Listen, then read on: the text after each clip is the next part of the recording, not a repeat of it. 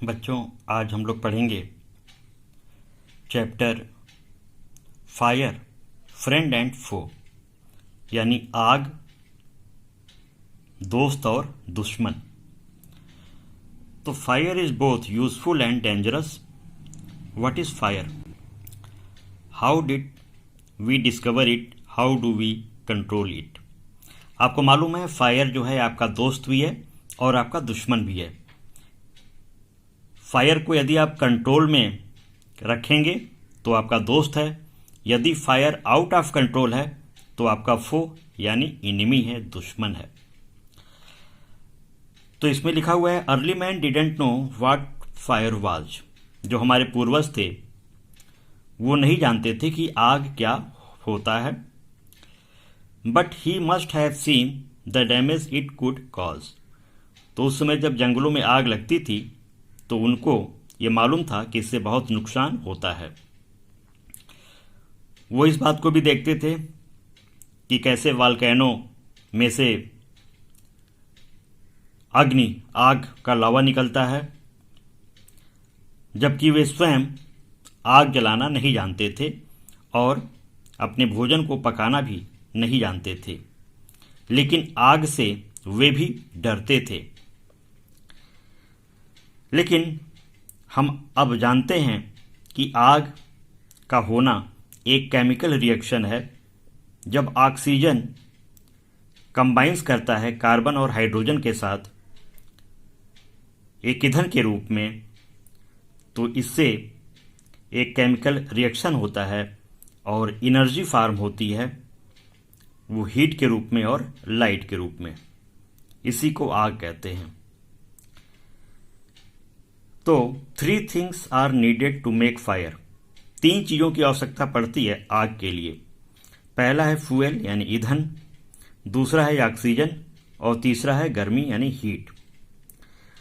Would, coal, cooking gas and petrol are some examples of fuel. तो petrol है, coal है, cooking gas है, ये फ्यूएल होते हैं, ईंधन होते हैं। Oxygen comes from the air, हवा में ऑक्सीजन है, वो आ जाती है। इस तरह से आपका पेपर यदि आप बहुत गर्म करें तो जल उठता है। तो एक पॉइंट होता है, किसी भी चीज को हीट करने का पॉइंट होता है। तो जब आप किसी चीज को बहुत हीट करेंगे तो उसमें आग लग जाती है, उसको फ्लैश पॉइंट कहते हैं। Flash point. आग जब आउट ऑफ कंट्रोल हो जाती है तो हमें फायर फाइटर्स को बुलाना पड़ता है, यानी फायर ब्रिगेड को बुलाना पड़ता है। ये लोग बहुत स्किल्ड होते हैं, ट्रेंड होते हैं। ये किसी भी तरह की आग को बुझा सकते हैं।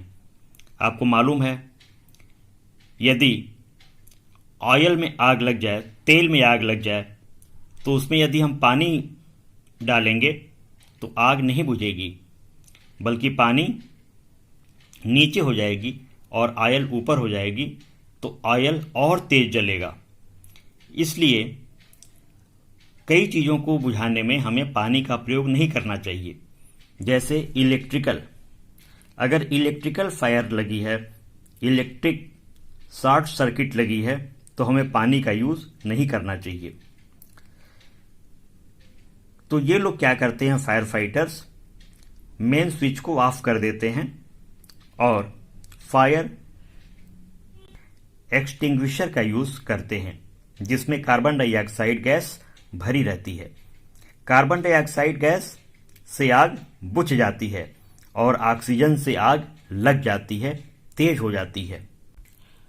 पहले के ज़माने में जब फायर ब्रिगेड नहीं था, तो जब कहीं आग लगती थी तो लोग स्वयं फायर फाइटर बन जाते थे और एक लाइन बना लेते थे किसी तालाब से या किसी कुएं से, और जहाँ पे आग लगी हुई है जिस घर में, वहाँ तक एक लाइन बना लेते थे और एक बाल्टी या जो भी बर्तन होता था उसमें पानी को भरते थे, कुएं से या तालाब से या नदी से, और एक दूसरे को पास करते हुए मकान तक पहुंचाते थे और आग बुझाते थे। लेकिन आजकल फायर ब्रिगेड हो गया है, जिससे आग यदि समय रहते पता चल जाए तो आसानी से बुझ सकता है। The discovery of fire and the uses helped early man to cope with nature better and gradually adopt a settled mode of life.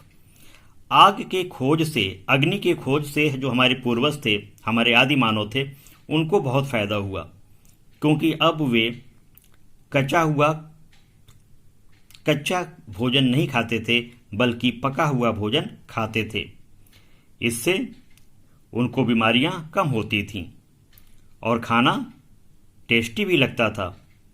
तो फायर का जो यूज़ करना उन्होंने स्टार्ट किया हमारे आदि मानव ने, इससे मानव सभ्यता को बहुत अधिक बल मिला, आगे बढ़ा।